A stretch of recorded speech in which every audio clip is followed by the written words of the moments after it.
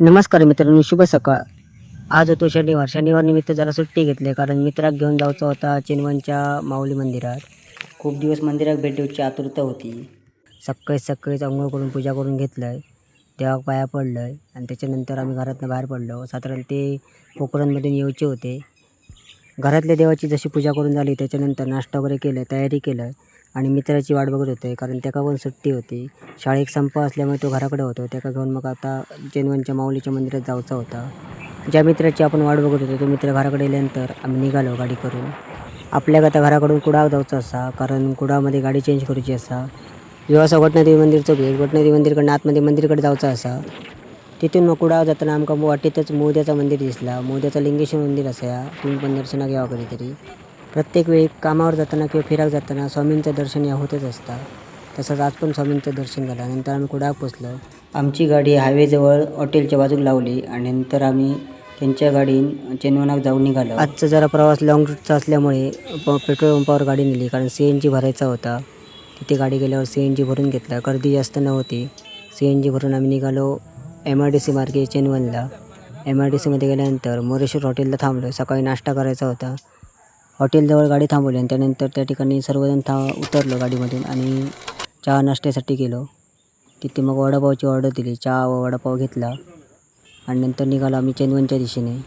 कोकणातील निसर्गरम्य वातावरण तुम्ही बघू शकता कशा प्रकारे आहे ते.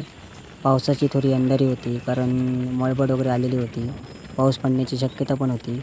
गप्पा मारत गाणी ऐकत आम्ही पोचलो सड्यावरची माऊली चिनवन येथे. तुम्ही बघू शकता कशा प्रकारे निसर्गाच्या सान्निध्यात वसलेलं हे माऊली मंदिर आहे ते. या ठिकाणी वेगवेगळ्या प्रकारचे नवस बोलले जातात आणि ते फेडले जातात. ओटी भरून नवस बोलायचा आणि त्याच्यानंतर आपलं काम झालं किंवा काय तर त्याच्यानंतर जे काही कामाचं स्वरूप असेल, पाळणं घर असेल, जोडं असेल किंवा घर असेल, देवारा असेल किंवा काय अवयवाची काहीतरी जी काय इच्छा असेल ती तिथे बोलून तब्येतीवर, घरावर, अडचणीवर काय असेल ते बोलायची आणि त्याच्यानंतर तो नवस फेडायचा असं असतं ते. तर तिथेच एक आम्हाला बोर्ड मिळाला की आयुर्वेदिक वैद्य आहे. तुम्हाला इथे नंबर पण दिलेला आहे. तिथे तुम्हाला उपचार करून मिळेल. चांगल्या प्रकारे औषध उपचार होईल. चला तर मग मंदिरमध्ये जाऊया. ही आहे माऊली, सड्यावरची माऊली. सगळ्यांनी दर्शन घ्या. या स्थळाला तुम्ही पण भेट द्या. चांगल्या प्रकारे वातावरणात मंदिर आहे. कुडाळपासून अवघ्या 12 ते 15 किलोमीटर अंतरावर या मंदिराची स्थापना केलेली आहे. छानपैकी मंदिर आहे. फेडलेले नवस हे लाकडी स्वरूपात असतात. म्हणजे ते काय पाळणं असेल, घर असेल, एखादा पाय असेल, हात असेल किंवा ते बघू शकता. मंदिराचा हा गाभारा आहे. या गाभाऱ्यामधून छानपैकी दर्शन होतं. हा आहे मंदिर असा स्वच्छ व सुंदर परिसर. या देवीचा वाढदिवस हा शिमग्याच्या अगोदर किंवा नंतर असतो, साधारण मार्चमध्ये. चला तर मग आता जाता जाता आपण वालावलच्या लक्ष्मीनारायण मंदिरमध्ये जाऊया. तिथे तुम्हाला छानपैकी दर्शन घडवतो. हे आहे वालावलचं लक्ष्मीनारायण मंदिर. या ठिकाणची किंवा या क्षेत्रातील बरीचशी मंदिरं ही लाकडाचा वापर करून केलेली आहेत. आतमधील कोरीवकाम, नक्षीकाम काय असेल ते तुम्ही बघू शकता कशा प्रकारे आहे ते. हा आहे मंदिर परिसर. अतिशय स्वच्छ व सुंदर परिसर. समोर तुम्ही तलाव वगैरे बघू शकता. तलावाच्या काठी हे वसलेलं सुंदर असं लक्ष्मीनारायण मंदिर. चला तर मग आता मंदिरमध्ये प्रवेश करूया. मंदिरामध्ये कशा प्रकारे कोरीवकाम केलेलं आहे, खांबांची रचना वगैरे, त्याच्यानंतर वेगवेगळ्या देवतांची मूर्ती वगैरे, त्याच्यानंतर कोरीवकाम ते तुम्ही आतमध्ये गेल्यावर बघू शकता. प्रथम आधी देवाचं दर्शन घेऊया. मंदिरात प्रवेश करतानाच कासवाची एक छोटीशी मूर्ती दिसते. त्याच्यानंतर पुढे गेल्यानंतर गणपती बाप्पाची मूर्ती दिसते. त्याच्यानंतर आतमध्ये मंदिरात प्रवेश केल्याच्या नंतर वरती सिलिंग म्हटलं किंवा छत म्हटलं तर त्या छताला वेगवेगळ्या देवतांची कोरीवकाम केलेलं आहे. प्रथम तुम्हाला दर्शन घडवतो. सगळ्यांनी दर्शन घ्या. हे आहे लक्ष्मीनारायणचं मंदिर. अतिशय शांतते स्वच्छ वातावरणात तुम्ही या ठिकाणी नामस्मरण किंवा ध्यानाला बसू शकता. एवढी शांतता, चांगल्या प्रकारे मनाला शांती लाभते.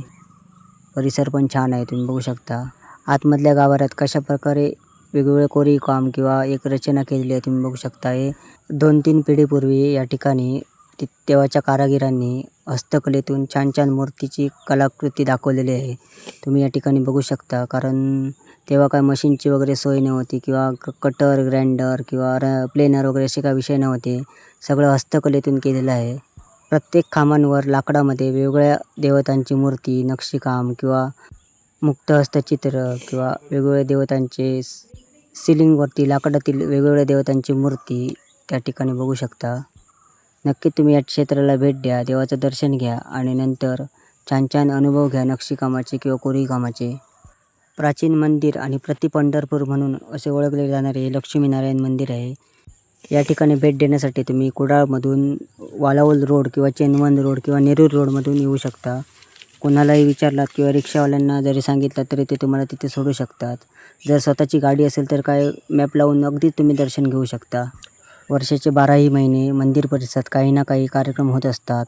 लग्न, गायन, संगीत गायन, नाटक, दशावतार, सामाजिक नाटके, कीर्तन, भजन अशा प्रकारे कार्यक्रम होत असतात किंवा पिक्चरचं शूटिंग पण होत असतं. त्याच्यामुळे या ठिकाणी कायमच जय्यत तयारी चालू असते. हे आहे संपूर्ण लाकडातील दीपमाळी व तुळस. या ठिकाणचा परिसर हा नॅचरल लुकमध्ये ठेवण्यात आलेला आहे. पूर्ण तलावाच्या काठी एक सुंदर असं वसलेलं मंदिर, छानपैकी निसर्गरम्य वातावरणात तुम्ही या ठिकाणी अनुभव घेऊ शकता. चला तर मग आता तलावाच्या काठी जाऊया. तिथे तुम्हाला परिसर कशा प्रकारे आहे, गार्डन वगैरे आहे ते तुम्हाला दाखवतो. तिथला परिसर अतिशय स्वच्छ व सुंदर आहे. नक्कीच तुम्ही या ठिकाणी प्री वेडिंग फोटोशूट किंवा इतर फोटोशूट तुम्ही नक्की करू शकता. या परिसरात पिक्चर शूटिंग किंवा सिरियल शूटिंग कायमच होत असतात. डोंगराच्या कुशीत व तलावाच्या काठी हे मंदिर असल्यामुळे इथलं वातावरण हे कायमच थंड वातावरण असतं. फक्त व्हिडिओ बघून अनुभव येऊ शकत नाही, त्याच्यासाठी त्या ठिकाणी जावं लागतं. म्हणून या स्थळाला भेट देण्यासाठी एक छोटीशी व्हिडिओ बनवली आहे. नक्कीच तुम्ही या स्थळाकडे भेट द्या. छानपैकी वातावरण आहे, छान मस्त मंदिर आहे. निसर्ग स्वर्ग सुख, जसं स्वर्ग म्हटलं जातं कोकणाला, ते निसर्ग काय आहे हे बघायला इथे मिळेल. चला तर मग आता जाऊया आपण नेरूरच्या कलेश्वर मंदिरकडे. आतमध्ये फोटो काढायला अलाउड आहे की माहिती नाही, तरी पण आपण या ठिकाणी शूटिंग चालू केले. बघूया पुढे कशा प्रकारे फोटो व्हिडिओ कसे होतात ते. हे मंदिर पण कुडाळपासून अवघ्या 7 किलोमीटर अंतरावर तळ्याच्या काठीच आहे. एकदम तळ्याच्या बाजूलाच लागून कलेश्वर मंदिर आहे. कलेचं आराध्य दैवत व नेरूर गावचे ग्रामदैवत म्हणजेच श्रीदेव कलेश्वर देवस्थान. अतिशय स्वच्छ परिसरात तसेच निसर्गाच्या सान्निध्यात हे असलेलं कलेश्वर मंदिर. शिवरात्र उत्सव मोठ्या दिमाखात साजरा केला जातो. 15 दिवस कार्यक्रम असतो. या ठिकाणी शिवरात्रीला रथ ओढला जातो. कलेश्वरच्या मंदिराच्या परिसरात स्वच्छ व सुंदर वातावरण आहे, बघू शकता. या मंदिरात पण लाकडी खांबांमध्ये कोरीवकाम केलेलं आहे.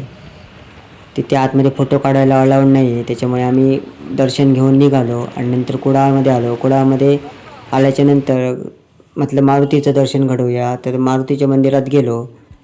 हे आहे कुडाळमधील नगर ब्राह्मण मारुती मंदिर. या मंदिराला पण तुम्ही भेट द्या, दर्शन घ्या. इथे पण गणपतीरायाची मूर्ती आहे, तुम्ही बघू शकता. अशा प्रकारे शनिवारचा दिवस हा देवदेवतांच्या सान्निध्यात गेला. तर व्हिडिओ आवडल्यास नक्की लाईक करा, शेअर करा. पुन्हा भेटूया पुढच्या व्हिडिओमध्ये. तोपर्यंत शुभ दिवस. धन्यवाद.